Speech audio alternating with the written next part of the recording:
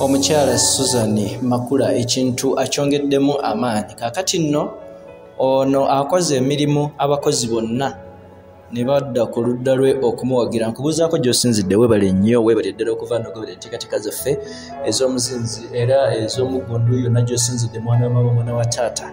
Ensonga eriwo kati gyenjaga ndabike nga nkutwalamu y'ey'omukyala gw'omanyi obulungi Susan Makula Nantaba. Basaba ne bannyabo gwe nsobola okuvaayo ne nkutegeezaako ng'ono bwagenze maaso okulabika ng'ate ayongeramu ebirungo wakati ku mwami we omujja gw'alina obulungi gw'omanyi omusumba Aloysius Bugingo. Kakati ono nga bw'ogenda maaso okulabika ng'olaba mu katambi ako ke nkuwaddeko kopi, ono adidde oba ng'ambe omwami we oba ng'ambe mukozi munne n'agenda mu maaso okulabika ng'amwagazisa abakozi b'akola nabo. N'olwekyo of course osobola okitegeera nga ye omukazi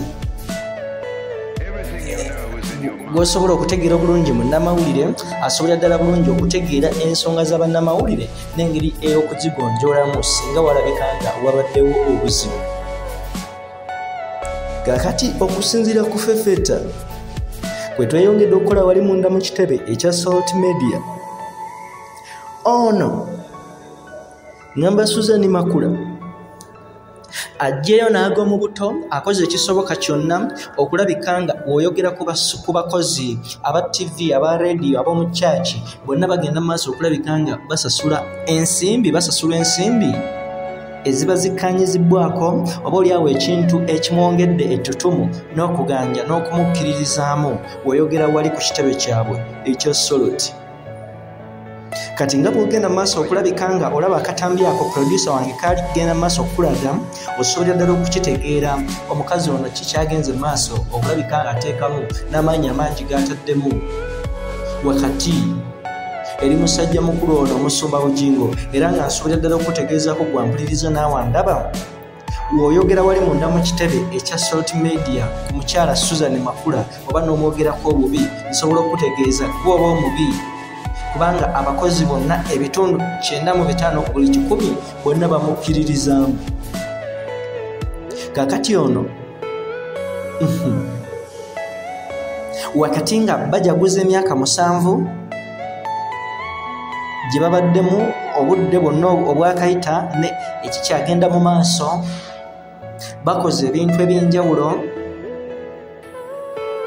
bakoze revival, bezzizaamu obujja, bazizza omukwano gwabwe omujja wakati mu bakama baabwe kw'ossa ate oba oliawo n'abakozi ab'omunda mu kitebe kino. Of course ebirumira tebisobola kulabika nga bibulawo, naye ate nsobola okutegeeza n'ebirungi tebisobola kulabika nga bigenda mu maaso okulabika nga byettanirwa.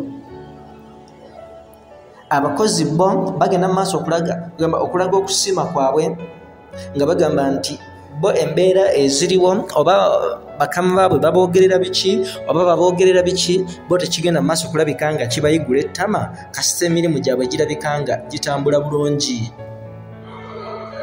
Osobola okuvaayo n'okitegeera nga bano bombiriri ngamba omusumba Bugingo n'omukyala Susan bateekateeka embaga makeke, naye oba oliawo ensonga za divorce ze zikyagenda mu maaso okulabika nga zibasibye n'okutuuka kakati nga tebannabakubaako kye bakola.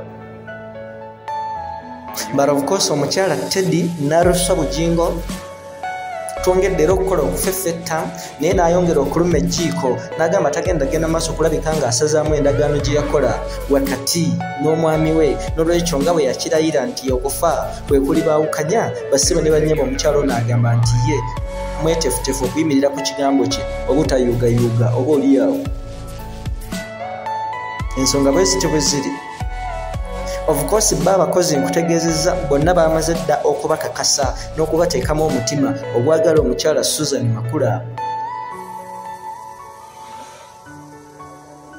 Nkugamba kola ekintu kimu, subscribing, sharing, commenting. Twongera okukola okufeffetta okw'omuzinzi lwawo okw'omuggundu yonna gy'osinzidde. Yenze Ssemaganda Moses Hope lwa Kampala Media TV.